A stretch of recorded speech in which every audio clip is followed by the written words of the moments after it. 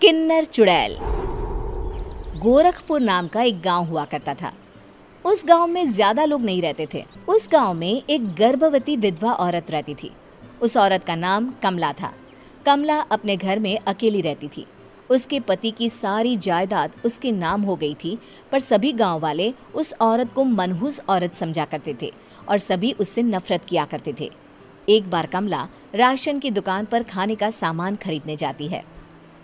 भैया जी, जरा 1 किलो दाल चावल देना। अरे हाय हाय हाय हाय हाय हाय! अरे मनहूस औरत, मेरी दुकान में अपशुगन करवाने आ गई क्या? हैं? चल जा यहाँ से, मैं कुछ नहीं देने वाला हूँ तुझे। भाग भाग यहाँ से, चल जा, निकल। भैया जी, ऐसा मत कहिए, मैं गर्भवती हूँ, मुझे खाने की बहुत जरूरत है, मुझे खाना दे दीजिए। दुकानदार कमला को वहां से धक्के मारकर भगा देता है। तभी कमला रोते रोते उस गांव के किन्नरों के इलाके में आ जाती है। गांव वाले किन्नरों को उसी इलाके में रखा करते थे, क्योंकि वो लोग किन्नरों को पसंद नहीं करते थे और उनके इलाके में रहने से मना करते थे। तो किन्नरों ने उसी गांव में अपना एक इलाका बना लिया था। जब किन्नर लोग देखते हैं कि एक गर्भवती महिला रोते रोते उनके इलाके में आ गई है, तो सारे किन्नर कमला के पास जाकर उसका हाल पूछने लगते हैं। क्या हुआ बहन, तुम्हारी गर्भवती अवस्था में इतनी बुरी हालत कैसे है? तुम रो क्यों रही हो? तुम डरो मत, हम तुम्हें कोई नुकसान नहीं पहुंचाएंगे। तुम शांत होकर सब बताओ कि हुआ क्या है। मैं कमला हूँ, मैं गांव के दूसरे इलाके से आई हूँ। 2 महीने पहले ही मेरे पति की मौत हुई है। मुझे गांव के लोग मनहूस मानते हैं, क्योंकि मैं विधवा हूँ और गर्भवती भी। वहाँ के लोग मुझे खाने के लिए कुछ बेचने के लिए भी तैयार नहीं, जिससे मेरा गुजारा नहीं हो रहा था। कोई बात नहीं कमला, हम तुम्हारा ख्याल रखेंगे।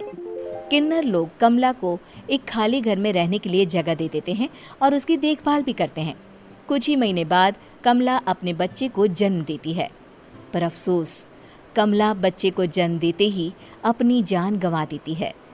जब सब किन्नर बच्चे को देखते हैं तो बहुत खुश हो जाते हैं, क्योंकि वो बच्चा भी किन्नर ही था। कमला ने एक किन्नर बच्चे को जन्म दिया था। अब इस बच्चे की देखभाल कौन करेगा? हम तो इस बच्चे को गांव के दूसरे इलाके में भी नहीं भेज सकते। और तो क्या हुआ, इस बच्चे की माँ नहीं रही तो हम इसे पालेंगे। अब ये हमारे इलाके में रहेगा, हमारे साथ रहेगा। फिर वो किन्नर उस किन्नर बच्चे को गोद ले लेते हैं, उसका नामकरण कराते हैं। उस किन्नर बच्चे का नाम शक्ति रखा जाता है। देखते ही देखते शक्ति बड़ी होने लगती है। उसके रंग रूप बहुत सुंदर थे। वो बहुत सुंदर किन्नर दिखती है। एक दिन शक्ति एक किन्नर से पूछती है, माँ जी सुनिए ना, ये गांव के दूसरे इलाके में भी तो लोग रहते हैं, तो हम वहाँ क्यों नहीं जाते? हम उनसे अलग क्यों रहते हैं? शक्ति, क्योंकि वो लोग हमारे जैसे नहीं, वो लोग हमें पसंद नहीं करते, इसीलिए हम उनसे अलग रहते हैं। क्यों? वो हमें क्यों पसंद नहीं करते? मुझे एक बार उस इलाके में जाना है, मैं एक बार वहाँ जाकर घूम कर आऊँ। शक्ति, खबरदार, जो तू उस इलाके में कभी भी गई तो अपनी जान नहीं गंवाना चाहती तो उस इलाके में कभी कदम भी नहीं रखेगी, समझी? इतना कहकर वो किन्नर वहाँ से चली जाती है। शक्ति उस किन्नर की बात सुनकर बहुत रोती है। माँ जी, ऐसा कैसे कह सकती हैं? उन्होंने इतनी सी बात के लिए मुझे इतना डांटा। अब तो मैं उस इलाके में ज़रूर जाऊंगी। फिर एक दिन शक्ति गांव के दूसरे इलाके में चुपके से जाती है। ये लोग तो हमारे जैसे ही इंसान हैं, तो ये हमसे नफरत क्यों करते हैं? जब शक्ति उस इलाके में पहुंचती है तो गांव के सारे आदमी उसके रूप से मोहित हो जाते हैं। वो लोग ये अंदाज़ा नहीं लगा पाते कि वो किन्नर है। शक्ति की सुंदरता देखकर सारे गांव वाले उसकी तारीफ करने लगते हैं। तभी गांव का चक्कर लगाने गांव के जमींदार का बेटा हर्ष वहां पहुंचता है। हर्ष भी दिखने में बहुत सुंदर होता है। जब हर्ष ने शक्ति को देखा, क्या तुम मुझसे शादी करोगी? हाँ हर्ष, मैं तुमसे शादी करूंगी, पर मैं तुमको अपने बारे में एक सच्चाई बताना चाहती हूँ जो मैंने तुमसे छुपा कर रखी है। तभी उनके बीच में ही वो किन्नर आ जाती है। शक्ति, तेरी हिम्मत कैसे हुई ऐसा करने की? वो किन्नर शक्ति को खींचकर गांव के जमींदार के पास ले जाती है। हर्ष भी वहां शक्ति को बचाने के लिए पहुंच जाता है। जमींदार शक्ति और हर्ष के प्यार के बारे में सुनकर गुस्से में आ जाता है और शक्ति को गांव के बाहर निकालने की सजा देता है।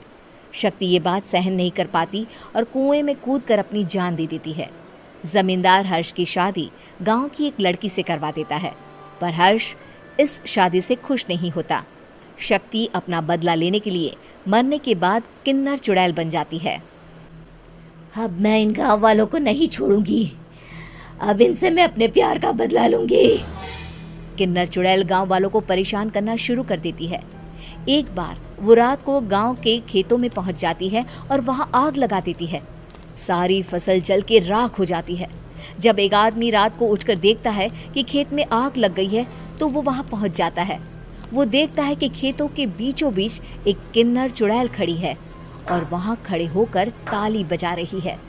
गांव वाला किन्नर चुड़ैल को देखकर बेहोश हो जाता है। जब सुबह उस आदमी को होश आता है तो वो सीधा जमींदार के पास जाता है। अरे जमींदार साहब, अरे वो किन्नर चुड़ैल ने मेरी सारी फसल जला दी। अब मैं क्या करूंगा, क्या होगा मेरा? जमींदार चुड़ैल किन्नर का नाम सुनते ही सब कुछ समझ जाता है। अब वो बहुत डर जाता है। उसी रात को जब जमींदार डर के मारे अपने कमरे में सो नहीं पाता, तभी वहां अचानक से किन्नर चुड़ैल आ जाती है।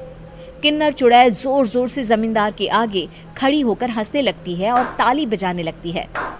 जमींदार उस डरावनी किन्नर चुड़ैल को देखकर बहुत डर जाता है। तूने मेरे साथ बहुत बुरा किया, अब मैं तुझे जान से मार दूंगी। नहीं नहीं नहीं नहीं नहीं, मुझे माफ कर दो, मुझे मत मारो। मैं कभी ऐसा दोबारा नहीं करूंगा।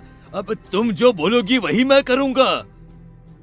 ठीक है, मैं चाहती हूँ कि किन्नर इलाका गांव के इलाके से जुड़े और गांव का कोई भी आदमी किन्नर समाज से द्वेष ना करे, उससे नफरत ना करे, नहीं तो मैं सारे गांव को मार दूंगी।